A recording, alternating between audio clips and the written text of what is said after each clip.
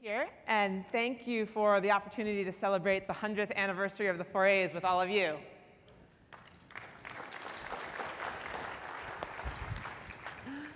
It's funny, 100 years is an awfully long time. And I think if any of us had tried to imagine the abundance of content that would be available 100 years ago, today, we wouldn't have had a shot.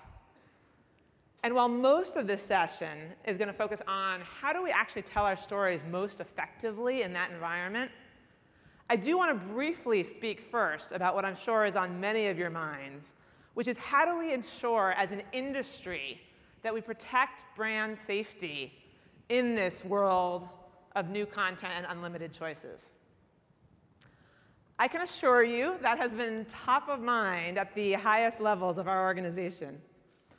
And I know over the last 2 weeks, many of you have been working so closely with us, in some cases 24/7, to help us strengthen brand safety efforts on Google and YouTube. And for that, I want to offer our heartfelt thank you. As our closest partners, you guys have helped us make the industry better so many times in the past and to make our offerings better, whether that's measurement, viewability, content packaging. And I know that together we're in the middle of doing the very same thing for brand safety. We've already made a number of significant changes. We've tightened our ads monetization policy. We've introduced a large number of new advertiser controls. And we've strengthened enforcement of flagged content on the platforms. And we're seeing all of these changes make a meaningful difference for you and for our clients. And for those clients who did pause spend, many of them have already decided to come back. We know that we must and will do better. And so today, I'm particularly excited to share with this crowd that we're also addressing one of your biggest outstanding asks, which is that we have jump-started working with trusted vendors to enable third-party brand safety verification on YouTube. I thought you might like that. Heard it a few times. We know how important it is that we get this right. YouTube is where the world is choosing to watch video, and we are committed 100% to ensuring that you and your clients can connect with people safely and effectively across our platforms. And so if we turn back to the effectively side of the equation, we're seeing, like you, people demonstrating and in our instance, participating in a wide variety of new human behaviors. People are much more on the go. They're mobile. They're cross-device. And frankly, they're much more distracted. So if we're going to capture and hold their attention, much less shift mindsets and behaviors, then we need some new approaches to storytelling that match these new consumer behaviors. And what we've seen at YouTube and Google is that typically requires thinking about more assets, introducing shorter assets into the mix, and really leveraging earlier story hooks so that you can get people up front, caught by the content, and choosing to engage with the rest of what you have to say. So at one end of the spectrum, in order to help with this, last year we launched a new format, which was 6-second ads. And I'm not going to lie, I was frankly completely skeptical. But it turns out these short videos are long on impact. And as a result, our creatives and creativity are loving the constraint. And so what we've seen over thousands of campaigns that have involved 6-second ads is that that amount of time is enough to evoke an emotion or to focus on a singular message, like a product feature or new news. Let's see an example from Tide. He may or may not have just dug up the petunias. Tide Rescue restores up to 3 shades of white. With 3 young boys, I think I could add a few options for vignettes if they're looking to mix that up in additional versions and back up that claim. On the other hand, not all stories can be told in 6 seconds. And if you look at the top 10 most popular ads on YouTube from last year, what you'll find is that they actually average about 2 minutes in length. So how do you and your brands think about this? The key is a harmonic approach to storytelling, The ability to orchestrate different stories in a way that is consistent and yet better matches what you're saying with the context the viewer is experiencing, whether they're looking at a snippet of content on the go or are relaxing at home, unwinding with a long playlist. And so we see some brands already doing this quite well. If you look at, for an example, Sonos, they were launching a campaign that at its heart argued that listening to music at home with the Sonos system was way better than simply using a Bluetooth speaker hookup. And so what they did was they created a 60-second spot from the start that was made up of multiple vignettes about people's problems with Bluetooth speakers. I feel I could have contributed to that. But what it enabled them to do was to very easily version and customize that content into a wide variety of 15s and 6s without having to worry about cutting down a long film into a very, very bitty message that was trying to deliver the same idea. Kate Spade took a different approach. They launched an episode series focused on young women and their adventures or misadventures, as it's called, in New York. And in their series, too, they launched 47 videos, where the 6s basically teased out the longer form episodes. The 15s took advantage of the extra time to give background and in-depth story behind each of the characters. And the longer forms were the episodes themselves. And of course, Kate Spade products and branding were woven throughout. And then finally, L'Oreal. The Maybelline Push-Up Angel mascara campaign took one core creative concept and extended it across related but different stories in different story lengths. On the 6th, they were trying to bring people in who were on the go and basically extended them a literal invitation into Maybelline's world with an invitation from the model Gigi Hadid. Let's see the ad.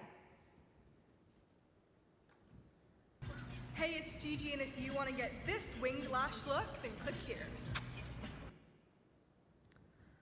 They then proceeded to take that core concept, the wing effect, and use it to tell a richer story in the 15, where they were even varying the vignettes to be more relevant to the viewer's context. For example, something different depending whether they were watching in the daytime versus watching in the evening. And then finally, in the 30, they took the same concept and focused on a really high adrenaline hook up front that set up a challenge between the mascara and false lashes in a way that just drew the viewers in and made them want to watch through the entire product comparison. So it's clear that we're living in a world where the creative canvas is massively expanding, even though viewer attention is not. And so orchestration of these stories has never been more important. And I think we're incredibly lucky to have with us today the CMO of L'Oreal North America, Marie Gulin-Merle, to help share a little bit of how they are thinking about storytelling for today's viewers. Please help me welcome Marie.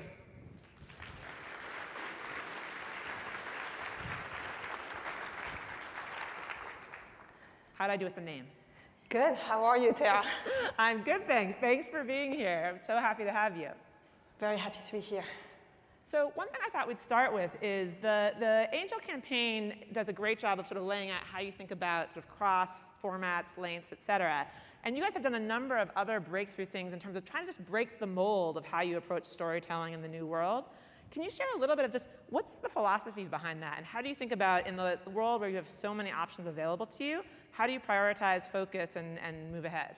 Yeah. So I think you're starting by the million-dollar question, which is how do I grab attention as a marketer?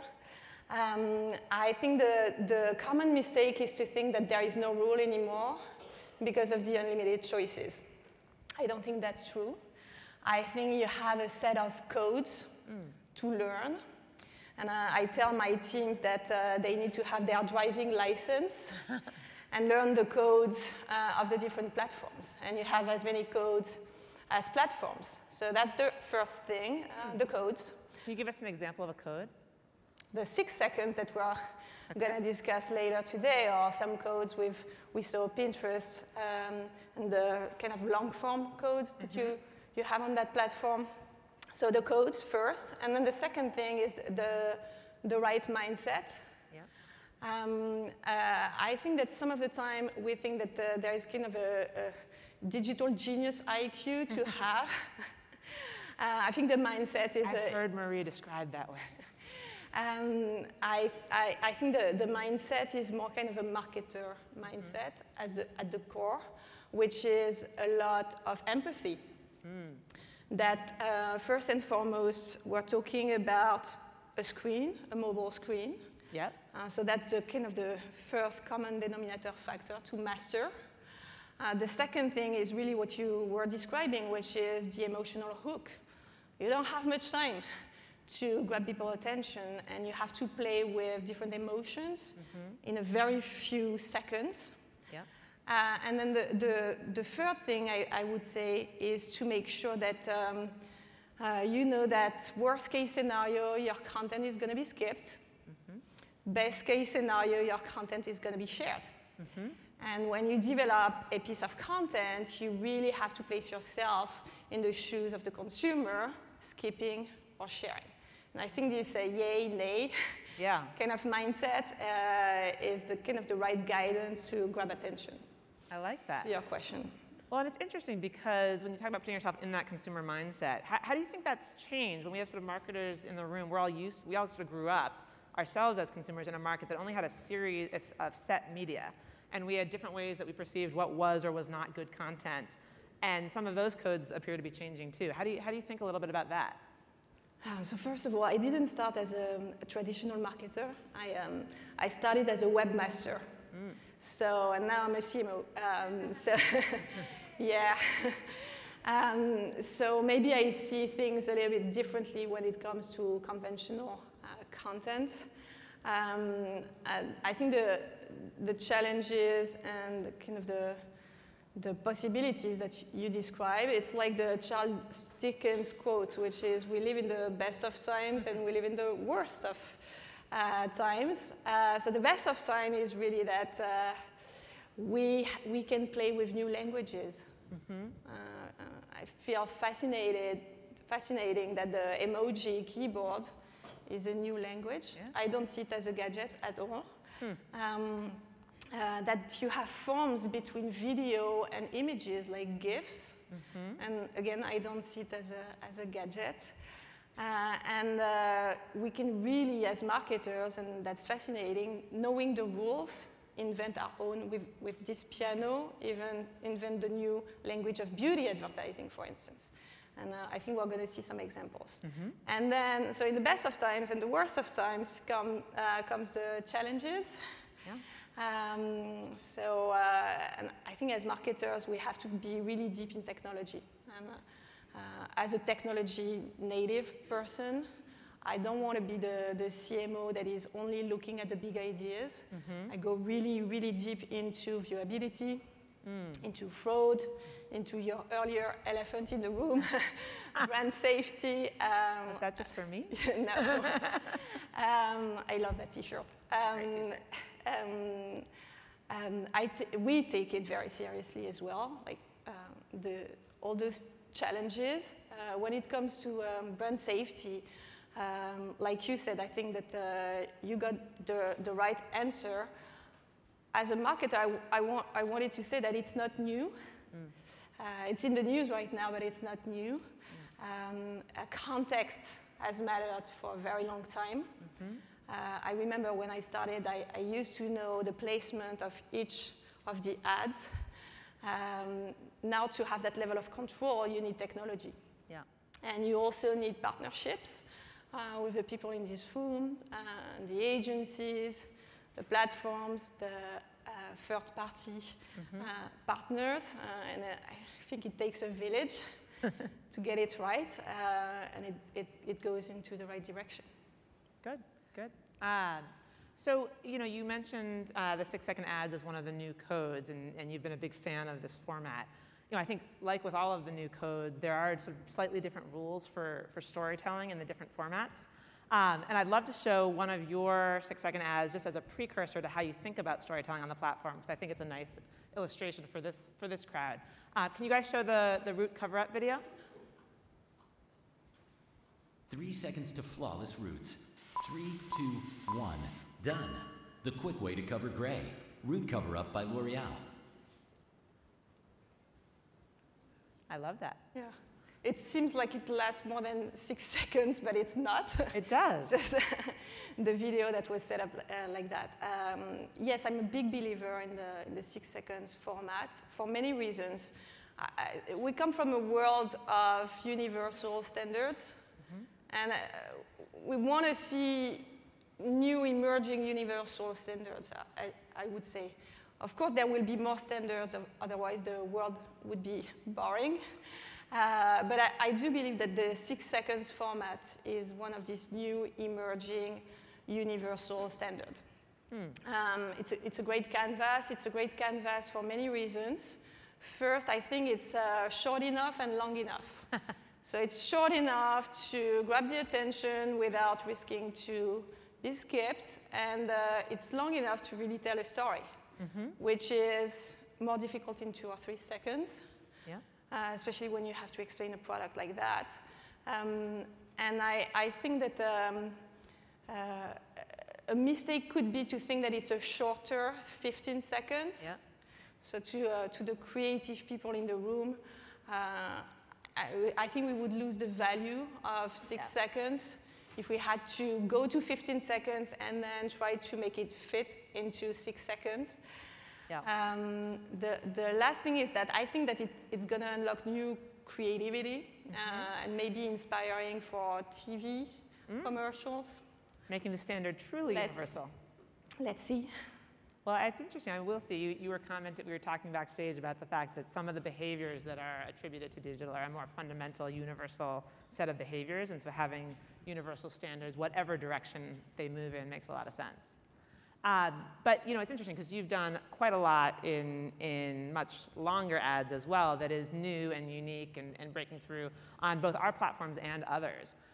How are you thinking about longer content, its role in your mix, what kinds of things you try to do with it? And I know in a minute we'll show another example of something that you did specific to YouTube. Yeah, I think it's a different animal. I don't think that the 6 seconds and the 2 minutes have a lot in common. I think it's a kind of two relatives from a family that share the last name, but they have very little in common. If the 6 seconds is kind of a new TV commercial kind of standard, let's say, then the 2 minutes is more the kind of the future of, or the present of brand immersion. It's really a different purpose. Using an insight, choosing an insight as a marketer, and then telling the story with using different emotions, going deeper into the insights. I think it's miles apart from the 6 seconds. And this is what we've done with YouTube, using creators to help us go deeper into kind of the story behind an insight. So I don't think we have a lot of nail polish fans in the room, but for instance, there is a kind of a great story, which is the names of the shades of the SE brand. And we've done episodic content with you, going into the story behind each shade. I love that. So it serves the purpose of the brand, the purpose of the product, and it plays with a lot of emotions too. Cool. Yeah, I love those. And you can find it on YouTube. Yes, no, I would highly recommend that. You talked about different emotions and different insights, and you alluded to, and I want to sort of probe on this a little bit, sort of different talent and what you've done with YouTube creators. One of the spots that I think came out of our partnership around the YouTube Lab with some of our creators was the Dark and Lovely spot that I think we have ready to show this audience. Would you guys please roll that tape? Shrinkage day. The day you break all your combs detangling. The day you go into a panic because you can't find any hairpins, scrunchies. Yes! The day your hair is 5 different lengths. Hairpin! Shrinkage day. The day you Uber everywhere. Oh. The day your friends ask, Did you cut your hair? no. Shrinkage day is The day you have that really big interview. the day water touches your hair and The day dime size doesn't cut it. the day all your shoe money goes to product and more product. The day you triple up on shower caps. The day you kind of sort of maybe want it just a little bit straight in your hair, but don't. You don't. You don't. Shrinkage day? No way. That's my curl. That's my curl. That's my curl.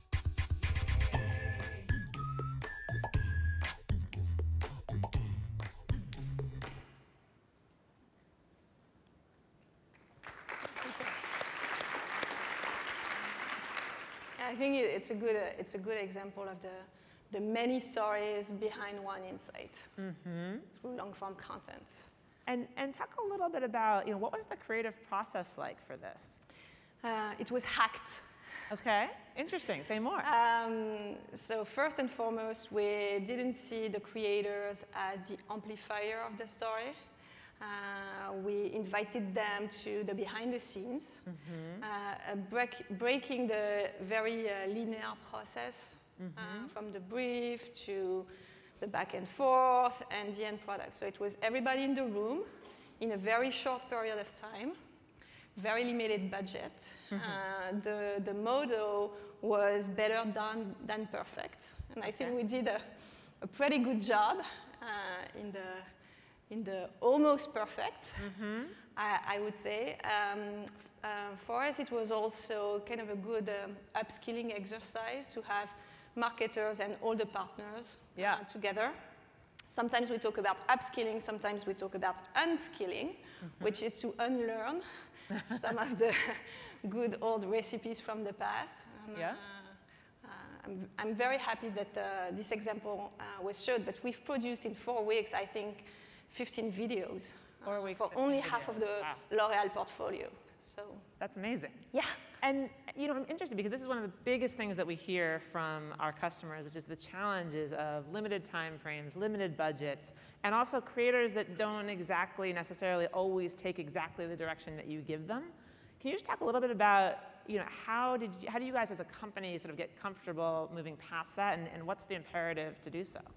It's the famous test and learn mindset, I would say, is to first let it go. Yeah. Have the, in technology, we talk about the MVP. In video or in creative, you also have the minimum viable product in a way.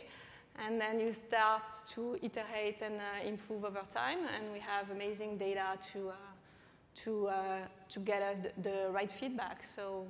And actually, on that feedback, have you seen differences in how customers are responding to spots like that versus some of the more traditional approaches that you also use in different areas? I don't think that there is a kind of a better response. I think it serves a different purpose. As I was saying, maybe it's more in the discovery moment of consumers really wanting to be inspired instead of getting the message of a 6 seconds. No, that makes sense. And so one last question sort of about just how you choose where to focus, because even in what we've discussed so far, there's an awful lot. And yet I'd say, no speech we give gets higher marks than when it's talking about, VR, AR, machine learning and AI, 360 spots, et cetera, et cetera. How do you think about when something is truly the future and interesting, but not necessarily where you're going to direct your team, versus sort of being ahead of the future is now? Okay, so I think you have probably better futurist than I am. I'm sometimes, reluctant to give predictions because some of the things that we're going to discuss today might be outdated in a year. Some of the things we discussed last year as sci-fi are now reality. I remember when I started as the CMO in the US 3 years ago, programmatic TV, everybody was telling me it's sci-fi, and now we're doing it with our agency. So going into the predictions is always a little bit tricky, but I'll do it for this exercise. The first thing is, in terms of priorities, to look at the S-curve.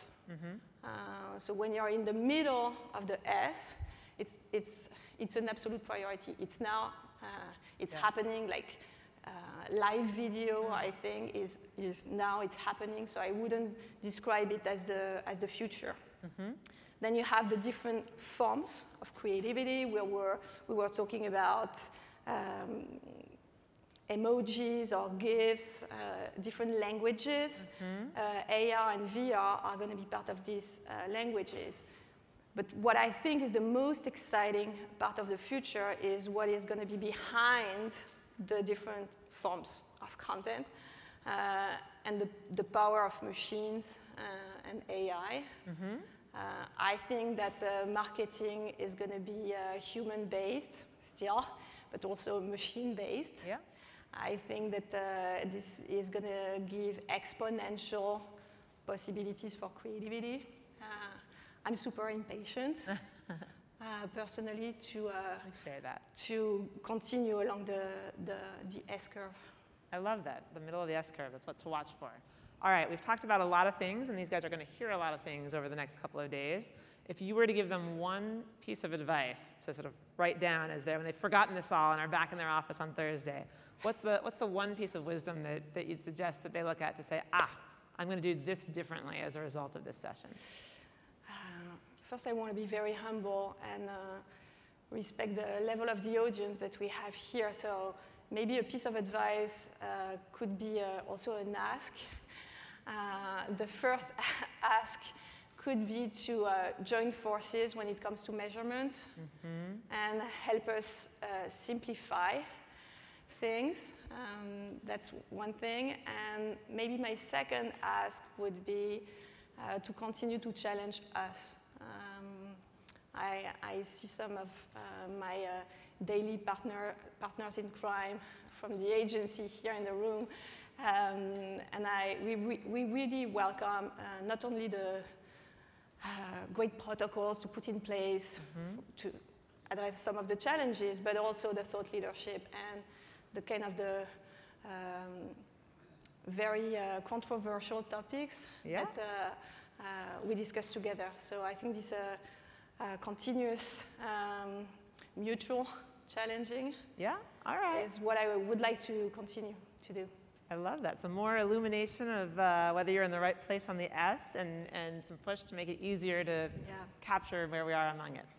Well, listen, I love seeing, frankly, to date, what L'Oreal is doing to raise the bar and to try to match these new storytelling methods to the new consumer behavior, and even more so, hearing from you about what it actually takes to do that for your team and your partners. So thank you so much for being here. Thank you, Tara. All right, thank you.